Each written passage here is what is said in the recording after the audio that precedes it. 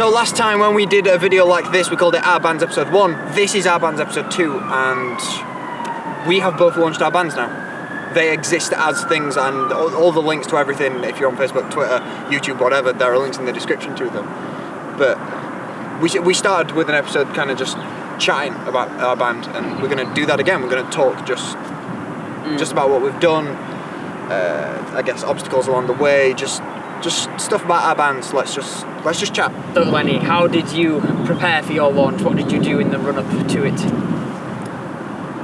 I guess I somewhat overplanned it, mainly because we had a year and a half before the band actually launched, which was, I guess, maybe too long. But I don't know, we did obviously the massive lead up with the band launching thing on Twitter, which meant that we launched to a nice amount of people on Twitter, which helped, and then we've got now like 3.4 thousand views on YouTube. Very good. Yeah, and an extra 1,000 views on Facebook, because if anyone doesn't know, if you're posting videos on Facebook, you're best off actually uploading the video to Facebook as opposed to posting a YouTube link. Yeah, when you embed the video into Facebook, it gets a lot more views and a lot more reach. People are more liable to watch it because there's no clicking involved. Because if you didn't know, on Twitter, if you post a tweet, it goes out to everyone that's followed you. If you post something on Facebook, they choose about 5% of the people that have liked your page and they send it to them. If it does well with them, then they send it out to more.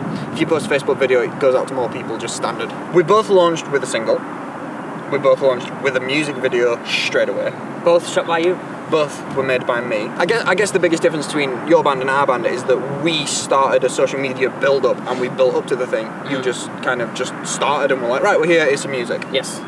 I guess within the next few weeks we will be able to tell how effective each method was, because you can't really compare what we did to what you did, because we've had months at it now. We've built those 3.4 thousand views on YouTube over months. Yeah. You've had less than a week. You launched last week. So, I mean, you didn't really do any like PR or plugging or anything, did you? You kind of wanted it to be more... So my thoughts behind it, because obviously doing stuff with blogs or radio is nothing but help. Like, getting blogs and stuff to give you coverage will help. That's never going to be a bad thing. But my kind of thought process behind it was, if we do this little first single all by ourselves, that means when we approach radio, when we approach blogs, we can brag about how well the thing went on our own, so we can then go, now we need your help to take it to the next level, as opposed to going to them and being like, oh, we're new, can we have your help? It's more, we can do this shit on our own, what are you going to help us with? I didn't really see it as asking for help. I kind of sold it to the blogs in a way that a brand new band was launching in Sheffield and they should be covering it, because it is an event that doesn't happen that often. Yeah. So I did that, and I got a few blogs to cover us, and we were going to have a video premiere, but we decided against it because we wanted to premiere it ourselves. Because if you're having a debut video, then you don't really want it to be featured anywhere else other than on your own platforms. Yeah. For everyone who doesn't know, video premiere is essentially just a blog takes your video and features it on their website, and then ideally everything about the video should point towards that website as opposed to the actual video itself. Yeah. I suppose that's a conversation for another day, actually, what the idea of video premieres and are they actually a good idea or whatever. That's something that we'll probably talk about in the future, because I don't know, I've got mixed opinions on it. I guess that's everything up to where we are now. Both of us are on Bandcamp. You can get both singles for free, so they're both up for free download. I made us a website, so when we did like the Music Glue video where we're on about building a band website, that test website that we built, I then transformed that into just a Dogmatic website, which I plan on buying a domain name for when we can cover the costs with the donated money from people who've decided to pay money for the single. So when that passes over like £10, I'm going to get the domain. Again, I guess something that's slightly different is that we put the single on iTunes, on Deezer, on we put our single on everything. Some stuff you have to pay for it for, you didn't. Well, I suppose we kind of wanted it to be. We didn't want to seem like a band that I don't know, we wanted to seem like we were a starter band, like you can only hear this song in two places, and that would be Bandcamp and Spotify, and also technically YouTube, but we've only really advertised Bandcamp and Spotify because Spotify, if you use Spotify, then that is the only real way to get music, to listen to on it. If you only listen to music on Spotify, then there's a lot. Then they won't download it because there's no point, because you can get it on Spotify. And there's no real point into having it on iTunes when you can just download it on Bandcamp for free, because when you download it on Bandcamp you get the actual file, and when you download something on iTunes it just goes into your iTunes and you never actually get a solid file for I believe you can export the file. There is a way of like getting the file out. I haven't discovered that yet. Yeah. We just want it to be basic, because I really like the way Bandcamp looks, because it's like, yeah, we are a little band and we have this little thing and we want you to hear it. It just I don't know, it feels more personal, I think. Yeah, I can agree with that. I think my reason why, because we did that as well, it's just that we did we're on everything. I think more so that if there is someone who only uses iTunes, if there is someone who only uses Deezer, if there is someone who only uses Amazon, they can get the song. Yeah. We've heard of Bandcamp, we know the Bandcamp's fine, safe, whatever.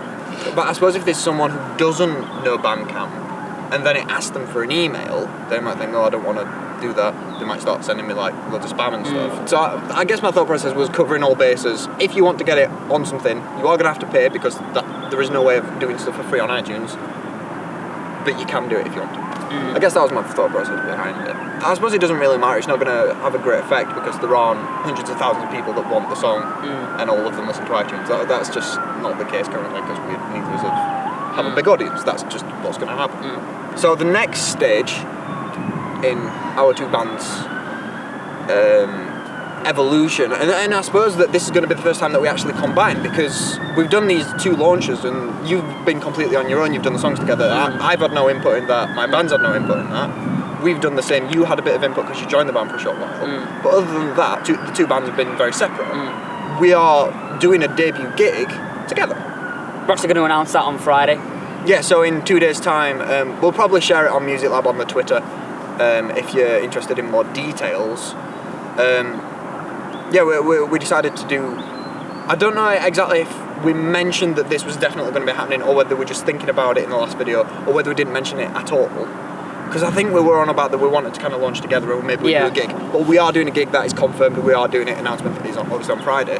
I've never seen two bands launch on the same night before. No, I haven't either. And I think it's really interesting, and it's obviously a once-in-a-lifetime thing, because as Salamander, you're only ever going to launch once. As Dogmatic, we're only ever going to launch once. So let's do it together. That's just super convenient and great. So I guess this is just us seeing an opportunity and taking it. How well it goes, we don't know, but we're confident that we'll be able... It's a really small venue that we've got for it, which means... Yeah, I'm confident that we'll do a good job.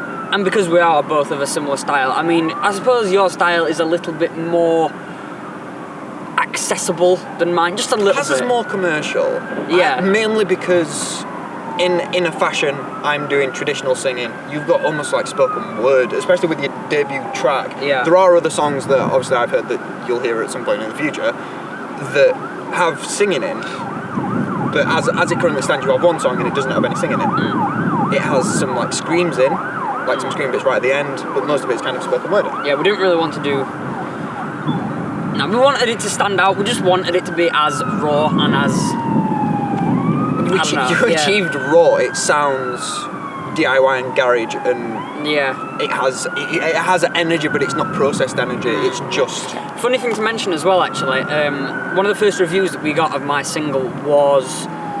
The kind of like the tagline of it was, not everybody is going to like this, but I fucking loved it, which is kind of like what we're trying to go for on the whole. Like, we're not trying to appeal to everyone. We don't want a giant audience. We just want some people who really like it. I guess you're going to make your own niche, and then you're just going to fucking own it, because there isn't anyone else doing Yeah, I suppose that's kind of what we're going for. For us, it's a case of... Obviously, we just want to make music that we enjoy, as you do, but all the music that we like in the band is... of a similar style. We all have come from liking pop punk and stuff. The other guys still like it and listen to it. I've kind of grown away from it, but we all kind of like a grungy sound, a dirty sound, a garagey sound. But at the same time, a lot of the music that we listen to is more processed in a fashion. So we kind of... It's more refined, isn't it? You're a refined version of us, sort of. Yeah. We like the garagey sound, we like the DIY kind of sound, but at the same time we want it to sound as polished as possible.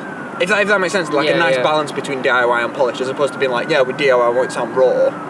We want that kind of dirty sound without sacrificing polish, I guess. I don't know. Like, if you want an example, just go and listen to Joe's track first, then listen to our track, and you'll see that our track it feels more mixed, it feels more processed. Whether that's a good thing or not, I don't know. We kind of, like originally when we first started, we wanted to be like a Scott Pilgrim kind of band, and that devolved quite quickly into what we are now, but we've still kept the kind of we want this to sound horrible but still nice at the same time. Yeah. And that's where we are. So Lenny, what is your plans for the future with Dogmatic? Want to get the gig out of the way. I guess everything over the next month or so is going to be just pointing towards the gig and stuff surrounding the gig. And we want to make that as big of an event as possible, mainly because, again, you only get to debut once. Let's gig. Make it fucking awesome. Like, let's just get as many people to record video or live video or photos or anything. Just get loads of content and stuff around this gig because it's only ever going to happen once. That's what I really want from it. And obviously I want to put on a really good show so everyone in that room enjoys it. I mean, I suppose even because people are going to be taking a bit of a risk because they will only have heard one song of yours, one song of ours. Southpaw, who we've got to support, there are more songs out of, but they're, as far as I'm aware, are planning on releasing more stuff in the coming. As far as I'm aware, they're planning on releasing some stuff in the future, which means that they might be playing new stuff. So people who are coming to the gig are going to be taking a risk, and I want to make sure that they have a good time, even if they don't like some of the songs. So I want to just do everything that I can to try and make that happen. I think next plan is to do a live session as opposed to release another track. So we want to potentially record 3 songs, release the first one, and then do a single and release the second live session song. And then after the single release, that second single release has died off, then release the third live session track. Maybe then releasing all tracks that have been released up to that point, including live session, as a bigger CD maybe. This is just kind of in the works, and so I don't want to say that this is actually going to happen, but we're considering, like, because we'll have 3 tracks, because we'll have single, and then the B-side from the second single, and then 3 live tracks. There's potential we could do like a one-off limited edition CD, where you can only get it as a physical CD and it's got all of those songs on it. We've been warming to that idea as well. Like we're kind of planning to do, obviously we've got us one single that's out now, we're going to do another single with a B-side in May, and then another one in like October, November time, and then at the end of that we're going to take all those 5 songs and just put them onto something that we can sell.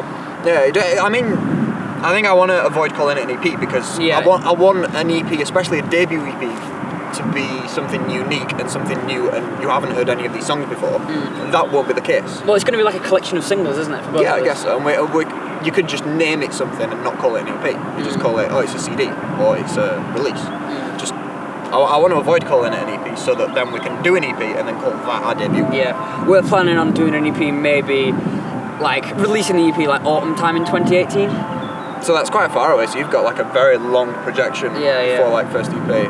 I mean, I guess, EP will probably be either very end of this year or next year, judging by how long it takes kind of us to get the cogs in place, because obviously both us and you want to get everything right and everything to work and be planned and be nothing to be, I guess, impulsive. It means that the planning takes a lot longer, which means it means stuff like we have to wait 6 or 7 months before doing episode 2 of a series called Our Band, because there is so much planning and making sure everything's right. But this is kind of the thing that we like to try and teach in these videos anyway. We want people to do well in the bands that they're in, and we are kind of taking all the things that we say and that we teach and applying them to our bands and hoping that we kind of set an example maybe to other bands. Yeah. I mean, I don't want to sound pretentious when I said, oh, we are a shining example of how a band should be, because we're not by any means, but we just kind of want to do it right. And there are certain things that I guess that we've taught and then mildly ignored or something like that, because there are certain things, like I would always say, get as many people involved in your release or whatever as possible. And then with my debut, I didn't do that. We did it totally on our own, and we didn't even contact radio, we didn't contact any blogs, we didn't ask for reviews. And I wouldn't recommend doing that. But I think I have sound reasoning as to why I did that, and I know in my mind why we did that, so that then for the second single that we can do that. But it wouldn't necessarily be what I would teach to do. I wouldn't be like, I wouldn't want to make a video and be like, here's how you should do a release. Do your first release and don't do anything. Well, at the end of the day, it wouldn't do for every band to release or launch in the same way. Every band has to do it the way that works for them. Yeah, that's true. So everything that we say that we're doing with our bands, and it's good that we differ. If we were both doing the same thing, then it'd be my point would kind of be skewed. But we are kind of doing a similar thing. We're doing similar things, but there are differences, and you're making a point of not wanting to show who you are as a band. This is something that we touched on obviously last episode, is that we're going, here's us, here are the 3 people of Dogmatic, we make music. You're going, here's a logo that represents us and is our band. Yeah, we don't really want to be, we don't really want press photos yet, because we don't think we could portray not the image, because we could portray the image, but I don't know. I don't Is think it that you don't know what you'd want press photos to be that would accurately give because the proper image? a lot of our songs specifically are about not being pretentious, and if we were to go and do like a photo shoot in a forest or something, that could come across as pretentious, and that would be hypocritical of us. Yeah, I So suppose so, we just don't want to do it. I guess you're almost like doing a mild social commentary with a lot of your songs. Yeah. Whereas we're writing, like I'm with a lot of the lyrics are writing about either like hypothetical situations or building kind of like a thing that doesn't exist, so that then I can give a critique of it, or just something like that, or like just talking about like there's a song that's maybe about like kind of depression or that Yeah, side you're of talking thing. about like a lot of personal issues, aren't you? Yeah, or just like, or really far out issues. Us taking photos, like press photos or whatever, doesn't, like you're saying, we didn't do it because you have some stuff that's kind of anti that. Whereas, I guess the things that, if you could say that all the music that I've been writing, lyric-wise, if it stands for anything, it's more of a broader spectrum as opposed to more of a social critique. I think I kind of avoid social issues with when I'm writing stuff because I don't. You know, we don't really set out to be, oh, we hate this, we hate that, but we just end up writing things about stuff that makes us angry because that's what the music is. Whereas I guess the emo influence that's kind of put across into my music kind of begs for something to be not necessarily complaining about stuff, because I don't think any of the lyrics that I've written are complaining. It's more just like, this is shit, or this is how some people feel. Like drawing back to the song that's kind of about depression again, because maybe it'll be a song that will never get recorded because it's a song that was written very early on. Instrumentally, it was written when you were in the band, because it'd be song 4 as you know it. In fact, I believe if you watch the very long video where we went over the anti-stuff, the instrumental of the song exists on that video. So that song is just kind of, I guess, talking from what I've seen of people who've suffered with bad depression, kind of what they've gone through and kind of the feeling of that, and I've tried to kind of empathise with that and like the mild feeling that everyone goes through, like feeling of sadness and that kind of thing, and I just wanted to kind of encapsulate that into lyrics. So I've kind of gone with it's probably the most like maybe metaphorical song, because there's like stuff about like witches laughing at you or some shit like that. I can't remember the exact metaphor that I use, but I guess it's more criticising ideas or philosophies as opposed to actual social happenings, maybe. Because that is kind of a lot of stuff that you're doing, is you're taking a situation that's either happened to you or the idea of a person that you know and then writing a song about it. Yeah, a lot of our songs like are about specific people and specific things that have actually happened. Like we don't really write about things that we don't know anything about. Yeah, like Burn the Witch, which is the single, is about a person. Yeah. And for example, like the single we did, which was Dogmatic, we self-titled it because we are pretentious. Not true, the song existed first and then we were like, oh, that's a good band name. Like that is more about, I guess, just kind of the impact of war in certain countries, but not from the army perspective, more from like a bystander's perspective. I mean, someone commented on the Dogmatic page. I didn't reply to it because I didn't think it was right to talk about the meaning of the song in the description of the song. I just kind of wanted to leave that as is, but in a video like this, I guess it's more relevant. But I wanted to kind of just do a commentary on kind of the impact of war that doesn't get spoken about, really. I guess, I don't know. I just wanted to just write something that was a little bit different, and I think I kind of achieved that. I don't know. Well, our song's about setting someone on fire. So again, a bit more polished and DIY as fuck. Is that everything? I think that is about everything. That's everything that we've done. That's everything that we're planning on doing. We'll probably do another video like this coming to the end of this year, maybe to the end of 2017. If you're interested in the gig that we are doing, like I say, go follow either Joe's band, my band, or the Music Lab on Twitter. If you're wanting tickets to it, give us a message or something and we'll try and sort it out. If you're near Sheffield, because it will be in Sheffield in the UK, if you want to come, yeah, like I said, message us, email us if you want, whatever, I don't care. We'll sort something out. And thank you very much for watching. This probably been quite a long video, so thank you for sitting through it all and I guess caring. Have a lovely day. Yeah. See you next time we do one of these episodes. Also, we're doing a Let's Write a Song on Saturday, so that's got to be good. Yes, we are. Yeah. See you then. Right, let's go.